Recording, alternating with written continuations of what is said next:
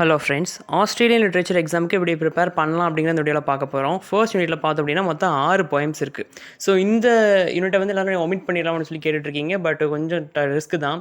ஏன் அப்படின்னா கொஷின்ஸ் வந்து எப்படி வரும்னு நம்ம எக்ஸ்பெக்ட் பண்ண முடியாது. ஈஸியாகவும் இருக்கலாம், மேபி கஷ்டமாகவும் இருக்கலாம்.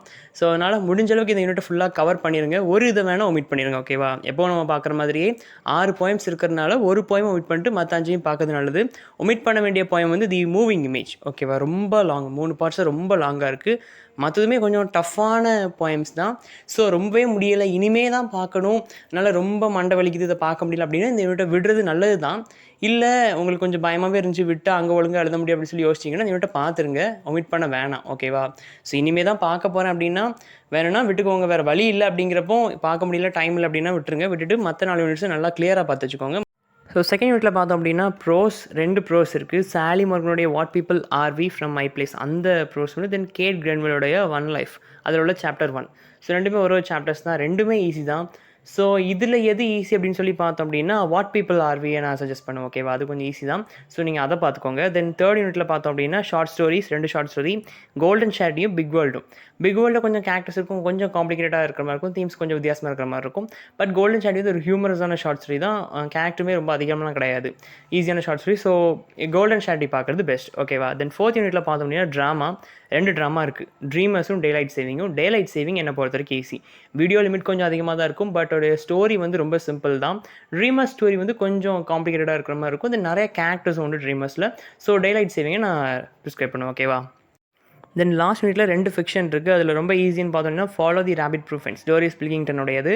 ரைடர்ஸ் இன் தி சேரியட்டில் வந்து நிறைய கேரக்டர்ஸ் இருக்குது, ஓகேவா? ஸோ அதனால் கொஞ்சம் மேபி சிம்பிளிசம் வச்சு அதில் கொஷின்ஸ் வரலாம், ஏன்னா ஒரு மிஸ்டிசம் பேஸ் பண்ண ஒரு நாவல் தான் அது. ஸோ அது ரிலேட்டடாக கொஷின்ஸ் வரும். ஸோ நீங்கள் வந்து இந்த follow the rabbit proof fence பார்க்குறது ஈஸி. டிஸ்கிரிமினேஷன் ரிலேட்டட் கொஷின்ஸ் இந்த நாவல்லேருந்து வரும், ஓகேவா?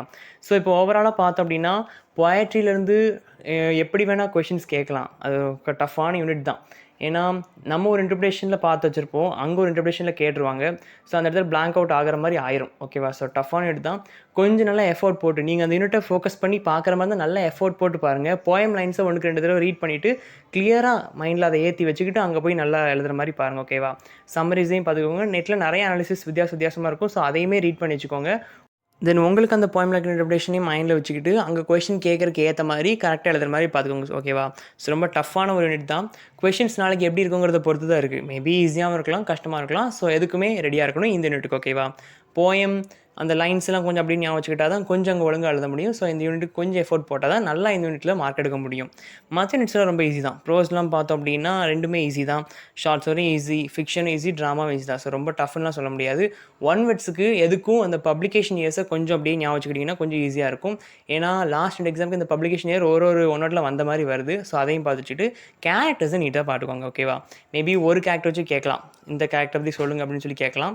வேறு மாதிரி கொஸ்டின். தென் டைட்டில் சிக்னிஃபிகன்ஸ் கொஸ்டின் கேட்கலாம். தென் தீம்ஸை வச்சு, சிம்பிளிசம் வச்சு, கண்டிப்பாக அந்த ரைடர்ஸ் இன் சேரியட்டில் ஒரு சிம்பிளிசம் வச்சோ மிஸ்டிசம் வச்சோ ஒரு இது கொஸ்டின் கேட்கலாம். ஸோ அதை கான்சன்ட்ரேட் பண்ணுற மாதிரி இருந்தீங்கன்னா அது ரிலேட்டாக பார்த்து வச்சுக்கோங்க. டிஸ்கிரிமினேஷன் சம்மந்தப்பட்டு நிறைய இதில் இருக்குது. What people are we, then last யூனிட்டில் இருக்கிற அந்த follow the rabbit proof fence, இதெல்லாம் டிஸ்கிரிமினேஷன் சம்மந்தப்பட்ட கேள்வி மோஸ்ட்லி வரும். ஸோ அதெல்லாமே கொஞ்சம் அந்த டிஸ்கிரிமினேஷன் வியூவில் பார்க்குற மாதிரியும் பார்த்து வச்சுக்கோங்க. ஓகே ஃப்ரெண்ட்ஸ், ஆஸ்திரேலியன் லிட்ரேச்சர் எக்ஸாமுக்கு எல்லாம் நல்லா ப்ரிப்பேர் பண்ணி நல்லா பண்ணுங்கள். All the best. தேங்க்யூ.